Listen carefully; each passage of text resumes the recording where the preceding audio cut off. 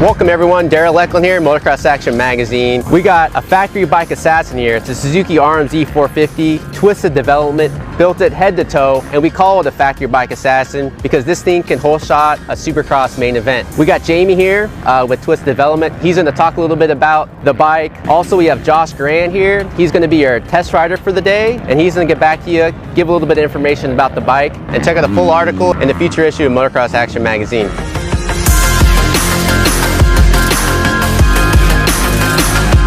Hey, how's it going? I'm Jamie Ellis here with Twisted Development and the 2019 Rmz450. Some of the cool features of the Rmz450 is the planted chassis, and obviously the power plant has always been something that we can make extremely fast. With this new bike, one of the challenges, was getting the shock dialed in. So we looked to RG3, who is kind of ahead of Suzuki development as well as suspension in general. We called Rob up and Rob said, yeah, we've been working with this shock a lot and we think we have it pretty sorted. So putting the power to the ground is something that we can do pretty easy, but getting a bike to handle well is a little bit more. So we kind of labeled the Rmz450 as maybe the factory bike assassin. It's the last privateer bike that I know of, 2013 to win Anaheim 1 and go on to lead a championship, all under a privateer effort.